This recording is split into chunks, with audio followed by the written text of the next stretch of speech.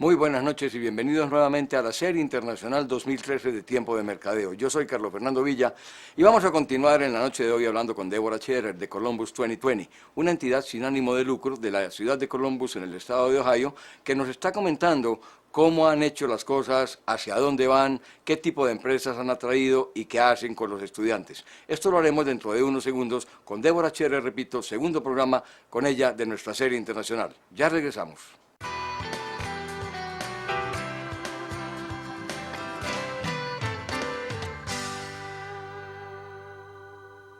Débora, buenas noches y bienvenida nuevamente. Buenas noches. ¿Te hago la pregunta en español o en inglés? Cualquier quieres. Okay.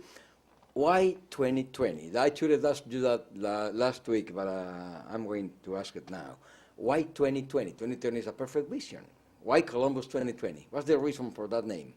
There's a dual meaning for our name. And one is, you're right, perfect vision. So being an economic development organization, we need to stay very focused on what our activities are.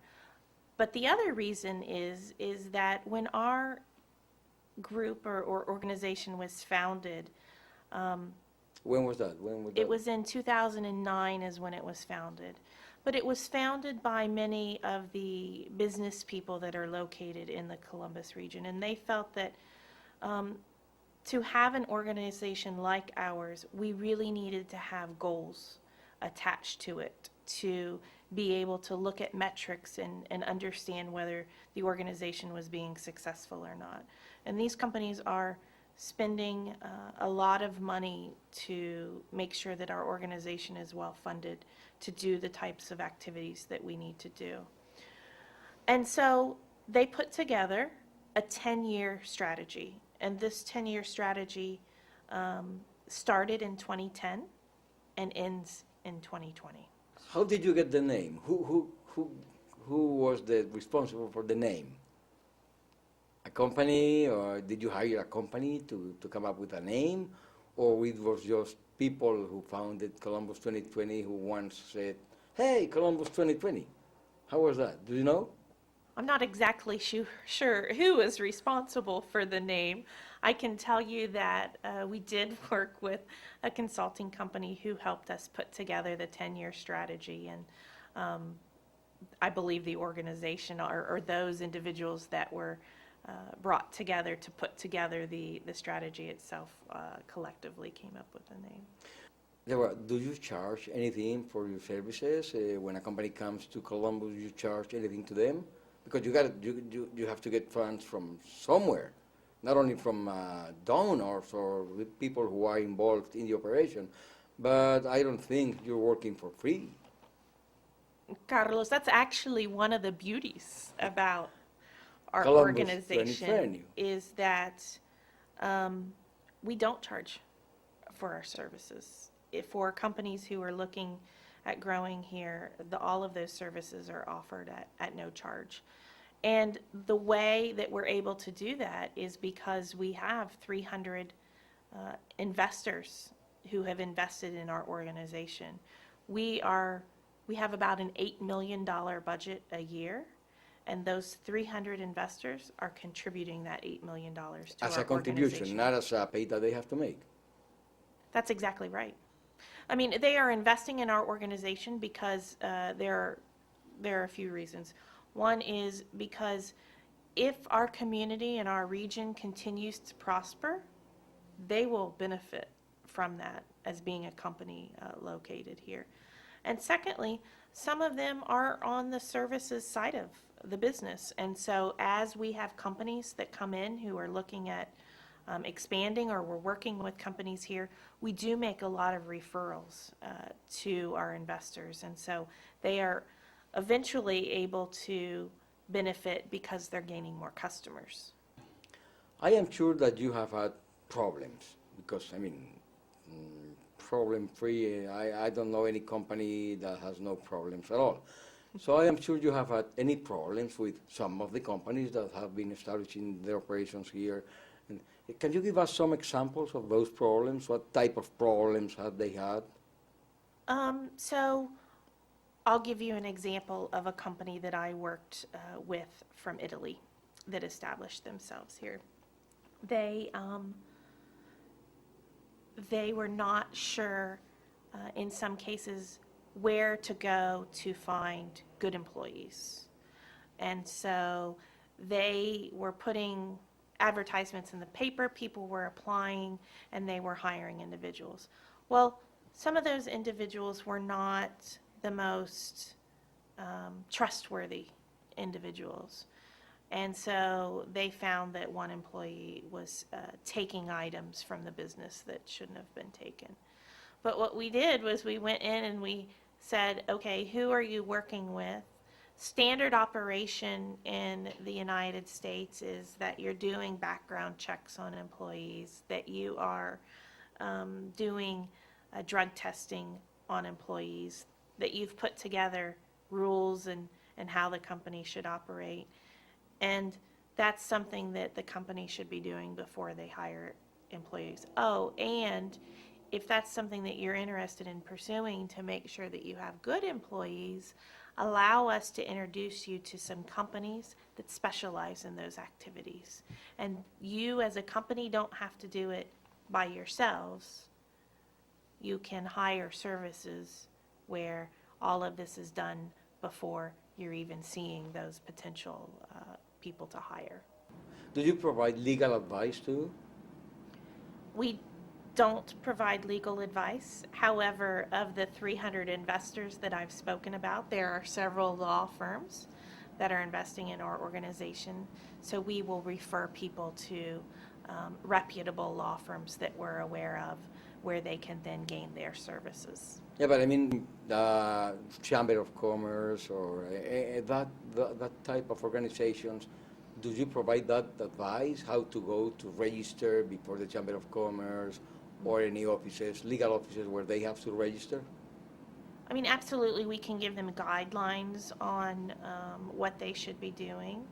However, it's always important, particularly when doing business in the U.S., that you're engaged with a law firm. So you're making sure that what you're doing is following the rules and the steps that need to take place, not only from establishing a business and things of that nature, but employment laws are very different from country to country. And so you need to and even from state to state, they're different. Yes. I mean, in the U.S. case, there's 50 states, which means 50 different sets of laws.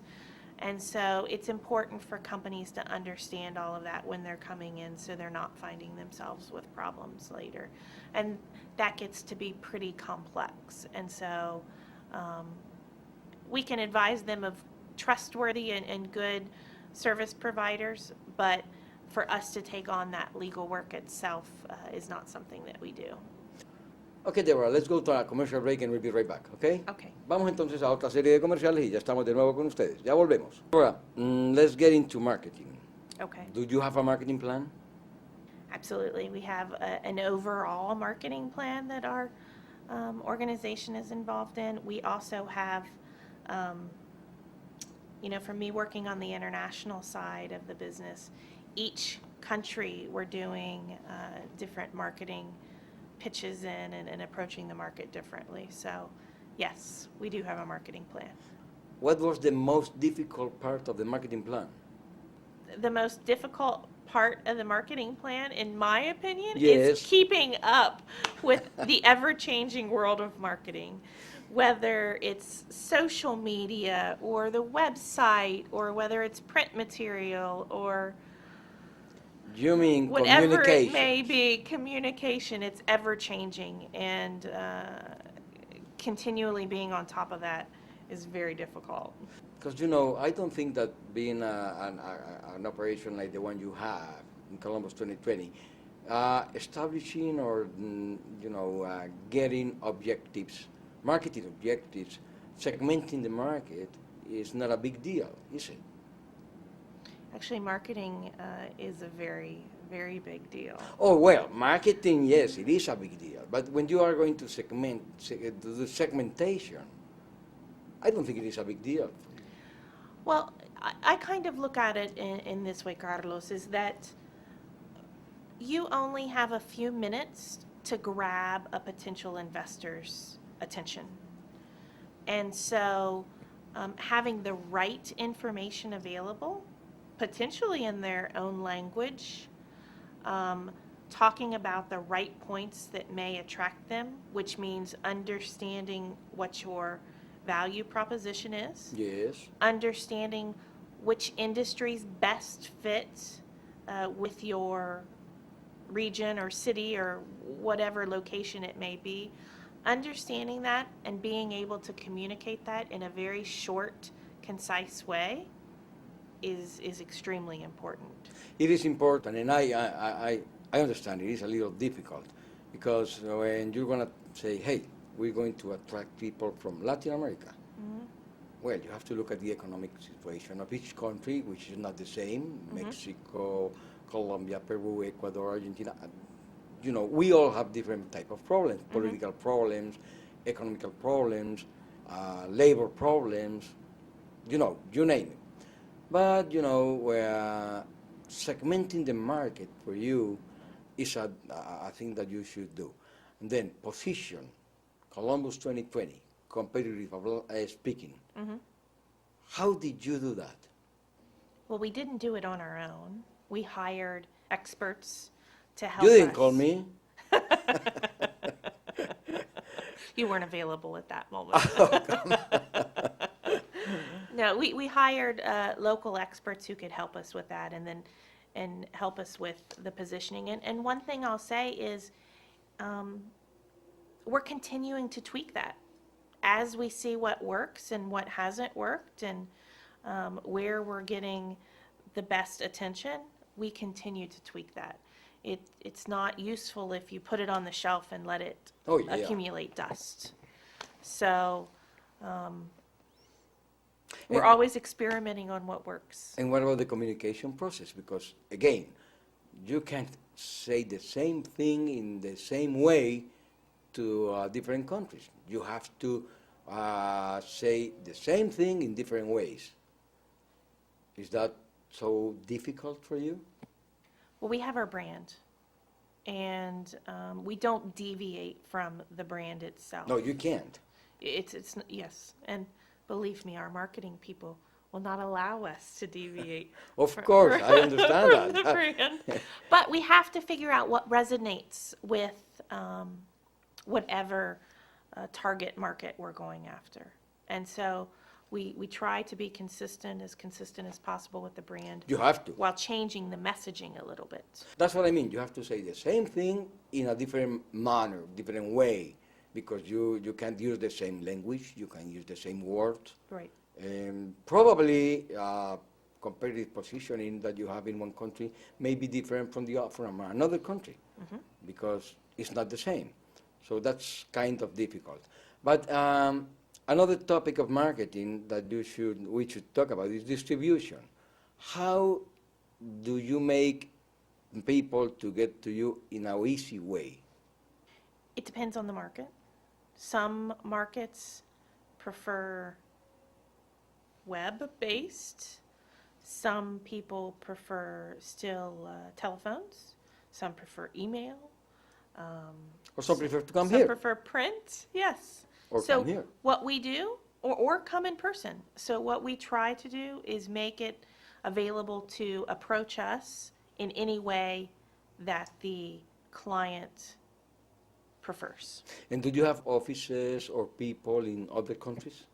Absolutely. We have consultants that we have as part of our team that we've hired in other markets.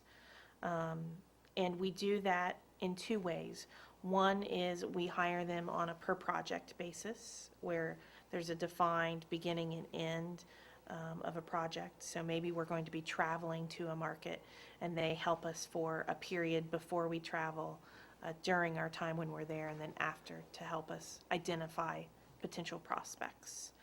But then in other countries, as Japan as example, there are over 150 Japanese companies that are in the Columbus region. It's a very big market. 150? 150. You're becoming a Japanese citizen. Honda of America has one of their Yeah, I know. manufacturing facilities here, so many of their supplier base have also come. So we have a full-time person year-round that's working with us in Japan to help us with those activities. But that's only in Japan. It is in Japan. We also just recently started those activities in Europe. So we are beginning to expand the geographical footprint in which we are having year-round representation. Once again, we have to go to commercial break. Vamos entonces a otra tanda de comerciales y estamos de nuevo con ustedes para finalizar el programa. Ya volvemos. Deborah, I was going to ask about, the nationality of most companies. You just said Japanese are 150. That makes it the most? Japanese is by far our largest single Absolutely. country investor with Yeah, when over you said 150. 150. But we have over 600 internationally owned companies that are operating in the Columbus region. If you look at those from a regional perspective, Europe is actually larger than what we see from Japan collectively. But definitely Japan's the largest, UK, Germany, France, In that order? Switzerland. Well, it doesn't make any difference. It's almost in that order. Most of the European operations are with one or two companies from being, pushed up or down a notch. And because we're working with companies and attracting them on a regular basis, it's consistently changing. How many from Latin America? So I know Mexicans are the most, but how many from Latin America? From a company perspective, it's Yeah. actually not that many. It's less than 5% that have operations here. We definitely would like to see more. Bring me here. We have a large and growing Spanish-speaking population. Yes, Columbus is a growing Spanish-speaking population, especially Mexicans. That I know. But sports and some activities, commercial activities, are bringing a lot of Latin American people. So that's why I'm asking. We definitely would like to see more, and if we have that opportunity. Like I said, bring me, and I bring you some more. Absolutely. So, other than Mexico, what's the other countries? We have companies that are operating when I'm speaking of Latin America in general, we have Brazilian, we have Maybe Argentina. Argentina, Mexico. From Mexico, I see a lot of restaurants in Ohio, in Columbus, and I see there is a radio station, a Spanish-speaking radio station, and I see that they have a newspaper. Mm-hmm. So I can see that, and maybe anybody can see that, the Latin American population is growing, and their businesses are growing too. So you have a lot to do with that. It is growing. We welcome that growth. We welcome further growth by bringing new entities in and helping the ones that are already here to continue. And I suspect that in the future we'll see a lot more. Last week you said that the mayor of Columbus is very well involved in the operation. How is the involvement that he has with Columbus 2020? Carlos, that's a great question. The mayor is involved when we are bringing companies in. He's always welcoming. He wants to help them be successful here. If the city of Columbus needs to offer financial incentives for it to be very attractive, they're involved in that process. Recently, he also announced a new initiative for the city, which is going to be focused on helping our companies that we have here export more products abroad. And so that is still evolving and exactly what that program will look like. But he is very much focused on globalization, making sure that the companies that are operating here are not only able to operate successfully here now, but they have the resources available to them for them to be operating here from years on, because they have had city support. That was going to be my final question, because I don't think that Columbus 2020 is only interested in bringing companies here, but helping companies from here to go somewhere else, to go outside, to go out of the United States to open new markets. Is that part of the job that you are doing? Absolutely. The Columbus was recently chosen by the Brookings Institute, which is a think tank in Washington, D.C. We were chosen as one region of the U.S. to begin a metropolitan export strategy. And so the mayor was very excited about that. Our CEO, Kenny McDonald, was very excited. And so we are now moving forward with not only helping companies come in, but making sure that they are globalizing to be able to have a sustainable future.